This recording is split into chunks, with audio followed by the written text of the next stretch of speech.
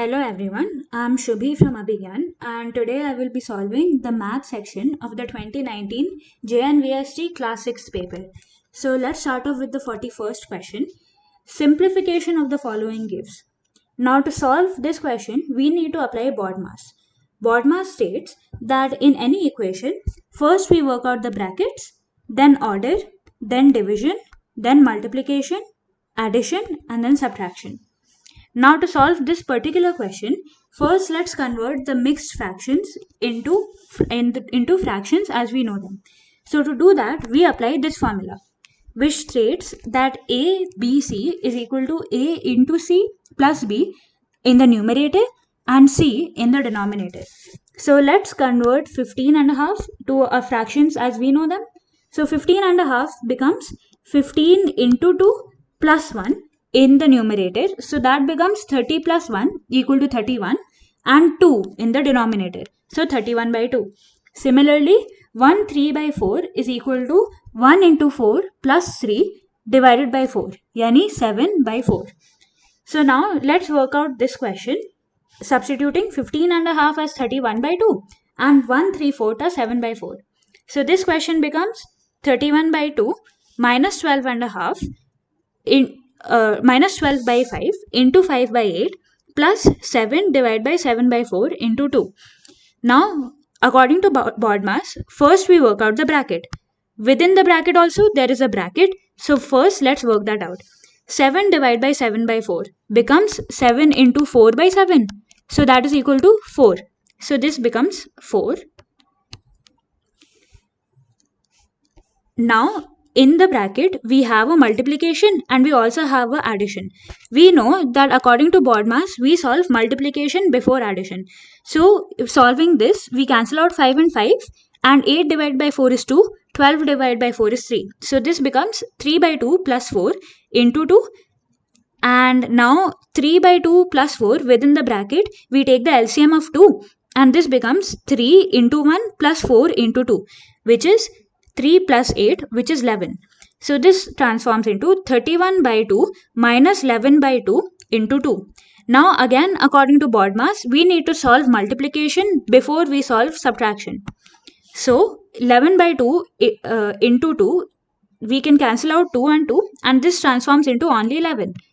So now 31 by 2 minus 11 by 1. So taking the LCM of 2 and 1, which is 2, we multiply 31 by 1 and 11 by 2. This transforms into 31 minus 2 into 11. 31 minus 22, which is 9 and the denominator is 2. So our answer is 9 by 2. This is the correct answer, C. Now let's move on to the 42nd question. 42nd question says, the number of numbers which are multiples of both 3 and 5 in the first 100 natural numbers is.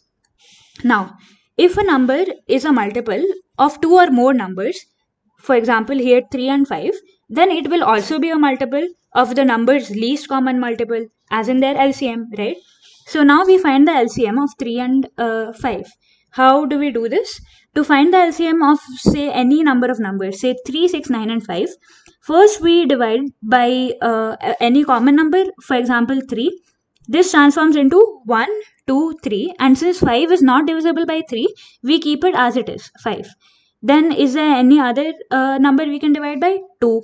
So this becomes 1, 1, and since 3 and 5 are not divisible, we just put 3 and 5. Then we divide by 3, then by 5, and in the end, this reduces to 1, 1, 1, 1. So the LCM becomes 3 into 2 into 3 into 5. So this becomes 90. So similarly, now to find the LCM of 3 and 5, we divide by 3. 3 divided by 3 is 1. Since 5 is not divisible by 3, we just put 5 and then divide by 5.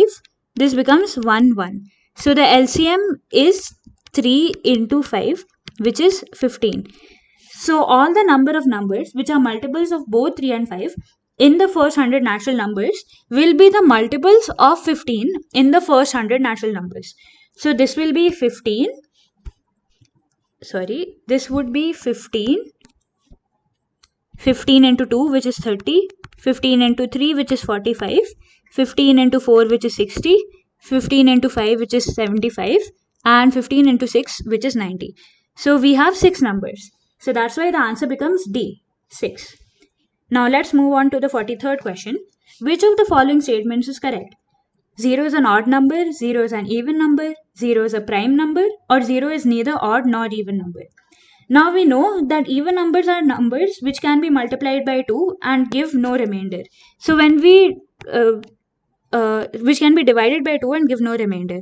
So when 0 is divided by 2, we just get 0. And since it is divisible by 2, we can say that 0 is an even number. So the answer key here is wrong and 0 is counted as an even number. Now let's move on to the 44th question. If a man travels at a speed of 30 km per hour, he reaches his destination 10 minutes late. And if he travels at a speed of 42 km per hour, he reaches his destination 10 minutes early. The distance traveled is. So to solve this question, we can use two methods. Let's use the longer but easier to explain method first. So let usual time taken to reach from two destinations, say A to B, is t seconds. So we have been given the speed and the time in kilometer per hour and minutes. So now in questions like these, you should always make the conversion to the most standard units, which is meter per second or seconds, before solving anything. So let's convert 30 km per hour into meter per second. We can do that by simply multiplying 5 by 18. So 30 into 5 by 18 gives 150 by 18. And the time once states that he reaches his destination 10 minutes late. So that means the time taken from A to B, which is usually t, now he is reaching 10 minutes late. So now he is reaching t seconds plus 10 minutes late. 10 into 60 as in 600 seconds late. So he reaches at t plus 600. Now speed 2 also similarly we convert into meter per second, and time 2 is also t minus 600 since he reaches 10 minutes early. Now the distance when we use 1 and 2 as our speed and time is speed into time, which is 150 by 18 into 600 plus t. And the distance when we use 3 and 4 gives us 210 by 18 into t minus 600. But since the distance between A and B is same, it won't change. So we can equate 5 and 6. We can equate the distances we found using both of these speeds and times. And we get 150 by 18 is equal to t plus 6 into t plus 600 is equal to 210 by 18 into t minus 600. So solving this equation, we get t is equal to 3600 seconds. And now that we found out t, we can find out the distance by either 5 or by 6 by putting t into 5 or 6. If we put t in 5, we get 150 by 18 into 3600 plus 600, which is equal to 35,000 meters. And since the answer requires us to calculate a value in kilometers, we can change the meters to kilometers by dividing by 1000. So our answer comes out to be 35 kilometer. Now let's move on to the 45th question. A passenger train running at a speed of 80 km per hour leaves a railway station 6 hours after a goods train leaves and overtakes it in 4 hours. What is the speed of the goods train? Now here, since all of our calculations are in kilometer per hour and hours only, kilometer per hour, the final answer. So that's why we don't need to make our unit conversions. So now let's try to solve this question. We have been told that the passenger train leaves the railway station 6 hours after the goods train leaves, and it has also overtaken it in 4 hours. So the passenger train only ran for some 4 hours. Meanwhile, the goods train ran for 6 hours before the passenger train, and it also ran for 4 hours while the passenger train was also running. So the total time the goods train ran was 6 plus 4, which is 10 hours. And let us assume that the speed at which the goods train was running was x kilometer per hour. So the total distance traveled by the goods train then is time into speed, which is 10 into x. So it travels a distance of 10x kilometer. Now, at the end of the 10 hours, the goods train gets overtaken by the passenger train. So that means that at the end of 10 hours, both the goods train and the passenger train are at the same position B, and after that the passenger train just overtakes the goods train. So that means that they have covered the same distance in different amount of hours. So now the distance traveled by passenger train will be 4 hours, and we were given that it was running at a speed of 80 km per hour. So the distance is 4 into 80, which is 320. But this distance is the same. So 320 is equal to 10x, and through this we find that x is 32. X is 32. So the speed of the goods train is 32 km per hour, and option A becomes correct. Now let us go to the 46th question. What sum will amount to 6,600 rupees in 4 years at 8% per annum simple interest? So we have been given that our final amount is 6,600 and the time taken is 4 hours and the simple interest rate is calculated at 8% per annum. Per annum means per year.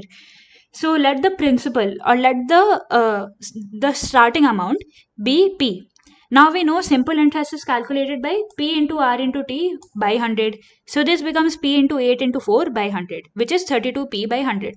Now the final amount at the end will be the sum at the start plus the simple interest that has been calculated on the sum at the start. So this becomes P plus 32P by 100. So 6,600, which is the sum we have at the end, is equal to P plus 32P by 100. Taking LCM of 100, this becomes 6,600 is equal to P into 132 by 100. So we bring 132 by 100 to this side. So 6,600 into 100 divided by 132, which is 5,000. So that means that our sum at the start was rupees 5,000. Now let us move on to the 47th question. 5,045 grams is equal to. Now to convert kilogram to grams, we use 1 gram is equal to 1000 grams. And to convert grams to kilogram, we can use that 1 gram is equal to 1 kilogram by 1000. So here we have to convert from grams to kilogram. So now 1 gram is equal to 1 by 1000 into kg. So 5,045 grams will be equal to 5,045 into 1 by 1000, which is 5,045 by 1000 grams. Now this becomes 5.045, which means 5 kg plus 0.045 kg. Sorry, this is kg. 5 kg plus 0.045 kg. So that is 5 kg. And since we want this in a whole number and not a decimal, let's convert this back into grams. So to convert back, 1 kg is equal to 1000 grams. So 0.045 kg will be equal to 0.045 into 1000 grams. So 5 kg plus, and here into 1000 means we jump by 3 spaces. So this becomes 45 grams. So our final answer is 5 kg 45 grams. 5 kg 45 grams. Option B. Now, 48th question. How many rectangular slabs of 10 centimeter into 8 centimeter are required to cover the floor of a hall of 12 meter into 10 meter? Now pay attention to the units here. This is in meters and this is in centimeters. Now we have been given the length of B, the length of the hall, which is 12 meters. So converting meter into 100 into centimeter, we can just multiply by 100. So 12 meter becomes 12 into 100, which is 1200 centimeter. Similarly, 10 meters becomes 1000 centimeter. So the area of B, which is the hall, is length into breadth, which is 1200 into 1000. Now the length of A, the length of the small tiles, is equal to 10 centimeter and the breadth of A is 8 centimeter. So the area of A becomes 10 into 8, which is 80 centimeter square. So the number of rectangular slabs of A that can fit into B would be the area of the bigger slab, which is area of B, the area of the hall, divided by the area of the smaller rectangle, which is the area of A, as in the area of the slabs. So this becomes 12 into 1, 2, 3, 4, 5 into 10 into 5 zeros divided by 80, which becomes 15,000 tiles. So our answer is B, 15,000 tiles. Now, moving on to the 49th question. What is the sum of the place values of 5 in the number 584356? So now to solve such a question, we should know what a place value is. The place value of a digit is basically the digit multiplied by the 1000th or the 100th or the whatever place it is situated at. So for example, here the place value of 3 is 3 into 100, so 300. Similarly, the place value of 4 is 4 into 1000 is equal to 4000. Here we calculate the place value as ones, tens, hundreds, thousands, 10,000s, 100,000s. So we have been asked the sum of the place values of 5. Now how many times does 5 occur in this number? Once it occurs here, once it occurs here. What is the place value of 5 here? It is 5 into 10, which is 50. And the place value of 5 here is 5 into 100,000, which is 500,000. So the sum of the place values is just 500,000 plus 50, which is 500,050, which becomes option number D. Now 50th question says, two solid cubes of side 10 centimeter each are joined end to end. What is the volume of the resulting cuboid? So this can be done in two ways. Method 1 is just we calculate the volume of one cube, which is side ka cube, which becomes 10 into 10 into 10, so 1000 centimeter cube. So the volume of two cubes will be 2000 centimeter cube. So the volume of the resulting cuboid will be the sum of the volumes of the two cuboids, which will be 2000 centimeter cube. Another way is that we can visualize that this is one cube, this is another cube. When we join them together, it forms a cuboid whose length will be 20, whose depth would be 10, and whose height would be 10. So this becomes length into breadth into height, which is 20 into 10 into 10, which becomes 2000 centimeter cube. So from both methods, we get our answer of 2000 centimeter cube. 51st question is very easy. 150% is equal to. Now percent means to divide by 100. So 150% is 150 by 100. Dividing this by 100, we put our decimal point here. So it becomes 1.5. So which is option number A. A fruit seller buys lemons at 2 for a rupee and sells them at 5 for 3 rupees. What is his profit percent? Now the fruit seller is buying lemons at 2 for a rupee. So 2 lemons ke liye he has to pay 1 rupee. So what is the cost price of 1 lemon then? It would be half a rupee, because for 2 lemons he's paying rupee 1. For 1 lemon he will pay rupee half. Now like this only, what is the cost price of 5 lemons then? Cost of 1 lemon is half. So cost of 5 lemons will be 5 into half, which is rupees 2.5. And we already know that the selling price of 5 lemons is 3 rupees. Selling price of 5 lemons is 3 rupees. So let us find the profit of these 5 lemons. The profit of 5 lemons is the selling price minus the cost price. Selling price of 5 lemons is rupees 3. Cost price of 5 lemons is rupees 2.5. So this becomes rupees 0.5. And profit percentage is profit divided by the CP. So profit of 5 lemons, which is rupees 0.5, divided by the cost price of 5 lemons, which is 2.5. So this becomes 1 by 2 divided by 2.5, which becomes 1 by 5 into 100, which becomes 20%. So the profit percent is 20. Now moving on to the 53rd question. Which of the following numbers is divisible by 3, 4, 5 and 6? So if a number is divisible by 2 or more numbers, then it should also be divisible by the LCM of that number. So let us find the LCM of 3, 4, 5 and 6. We take 3 in common. So 3 divided by 3 is 1. 4 is not divisible by 3, so we put it as it is. 5 is not divisible by 3, so we put it as it is. 6 is divisible by 3 and 6 divided by 3 is 2. Next, let's divide by 2. So this becomes 1. 4 by 2 is 2. 5 is not divisible, so let's put 5 only. And 2 divided by 2 is 1. So our LCM becomes 3 by 2 into 1 into 2 into 5 into 1. So this becomes 3 into 2 into 2 into 5, which is 6 into 10, which is 60. So that means that all the numbers which are divisible by 60 will also be divisible by 3, 4, 5 and 6.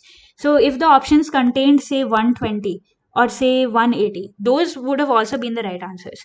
But right now the right answer is 60 into 1, which is 60. Now let's move on to the 54th question. There are 500 eggs in a box. Given total number of eggs is 500. 3 by 25 got broken. 3 by 25 of these eggs got broken. So that means how many eggs got broken? 3 by 25 into total number, which is 500. So 3 by 25 into 500, which is 60 eggs. Now 4 by 5 of the remaining eggs. pay attention here. This is 4 by 5 of the remaining eggs, not the total eggs. So that means we have to first calculate number of eggs remaining, which means 500 minus 60. So 440 eggs. And out of these, the number of eggs that got sold is 4 by 5 into 440, which is 352 eggs. So the number of eggs remaining now, or the number of eggs left, is 440 eggs minus the 352 eggs, which is only 88 eggs. So only 88 eggs are left, which have not been broken and have also not been sold. Now let's move on to the 55th question. 5 minutes past 3 in the afternoon is written as. Now past means ki after 3 the 5 minutes have gone by. So 3 plus 5 minutes.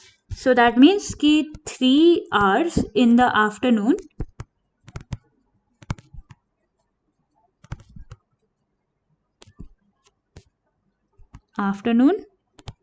plus 5 minutes. So now we know that we write a standard notation as hour and then minutes, right? So this becomes 3 hours. So 3 hours is to 5. And since this is in the afternoon, that means this is PM. Because afternoon means after 12, and after 12 we use PM. Dofer ke liye we use PM, and in the morning we use AM. So this is a helpful chart which can help you determine other timings also and help you solve these time problems better.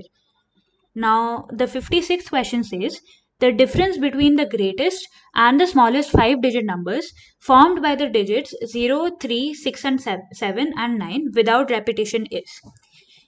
Now, we first have to find the greatest 5-digit number and then the smallest 5-digit number. So, how can we form the greatest 5-digit number using 0, 3, 6, 7 and 9 without repetition? So, we can do this if we had say put 3 first and then 7 and then 9 and then 0 and then 6. This would only give us a number which is 30,000. But if we put the largest number first, which is 9, then this gives us 90,000. And just like 90 is bigger than 30, 90,000 would also be bigger than 30,000. So that's why we put the largest numbers first and then end mein we put the smallest numbers. So this way we can get the greatest number because the place value of all of them would be greatest. So 97630 would be the greatest 5-digit number. Now the smallest 5-digit number ke liye you might think ki we can just reverse this and we can just put the smallest number first and then the greatest number at the last, because so this gives us 03679, but this is wrong because 03679 is just 3679 and 3679 is actually a 4-digit number. So to make sure that this is a 5-digit number, we cannot put 0 at the start. So let's put the other number which is smaller than 679 but larger than 0. So this becomes 3. And now we can easily put the smallest number, which is 0, and then we can arrange the other numbers in ascending order. So 6, 7, 9. So the smallest 5-digit number becomes 30679. Now the difference between the greatest and the smallest becomes 97,630 minus 30,679, which becomes 66951. Which is our answer. So option C. Now moving on to the 57th question. An article is sold for 500 and hence a loss has occurred. So that means that when the selling price of the article is 500, a loss occurs. So that means that the cost price must have been more than the selling price. That's why a loss is occurring. So let's assume that the loss that occurs is X. So that means the cost price becomes 500 plus X. How? Because loss is equal to cost price minus selling price. So bringing selling price to the other side, cost price becomes selling price plus loss. So cost price is 500 plus X. Had the article been sold for 700, so that means if the selling price had been 700, the shopkeeper would have gained 3 times the former loss. So that means that the gain would have been 3 into x, because the former loss was x. So that means the cost price then becomes 700 minus gain minus 3x, because gain is selling price minus cost price. So bringing the cost price to the other side, cost price is equal to selling price minus gain. But the cost price of the item must have been same no matter how much he is selling it for. So 1 is equal to 2, as in 500 plus x should be equal to 700 minus 3x. Solving this, we get x is equal to 50. X is the loss and the loss is equal to 50. But we have been asked the cost price. So the cost price we can calculate from either 1 or 2. Cost price is either 500 plus x, or it can also be calculated as 700 minus 3x. Both will give the same answer. So cost price calculating using 500 plus x gives us 500 plus 50, which is 550. So that means the answer is B. 550 is the cost price of the article. Now moving on to the 58th question, when minus 1 is multiplied by itself 100 times, the product is. Now this is a pattern type question. Now when minus 1 is multiplied by itself once, we only have minus 1. When it is multiplied by itself twice, that means we have minus 1 into minus 1. And since minus into minus is equal to plus, minus into minus is equal to plus, this becomes 1. Now when we multiply 3 times, minus 1 into minus 1 would give 1, but multiplied once again by minus 1 will give final answer of minus 1.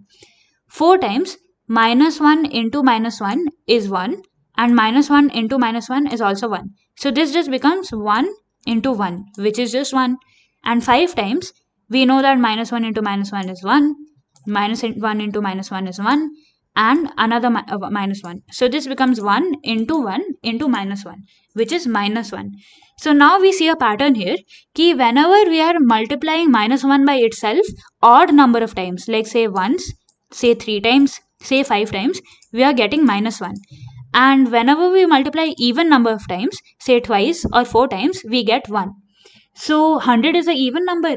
So if we multiply minus 1 by itself 100 number of times, then according to this pattern, we should get 1. So the answer is 1. The answer key here is wrong, and the answer should be A and not C. So the answer is 1. Now moving on to the 59th question. Simplification of 2.75 minus 1.25 plus 4.75 minus 3.80 in fractional form is. Now to do this, first we need to know how to add and subtract decimals. So what we do is, we have to line up the decimal points vertically, and then we add a 0 if needed. Here it is not needed because the numbers are lining up perfectly well. Now we continue as a normal addition only, and we forget the decimal for the time being. So you can just subtract this as 275 minus 125, which would have given us 150. Then how many ever places you left to put the decimal point, which is 2, you include the same number of places in the answer. So this becomes 1.50. Now we have calculated this. 1.50 plus 4.75, again using the same method, we get 6.25, and 6.25 minus 3.80 gives us 2.45. Now this is our final answer, but we need it in fractional form.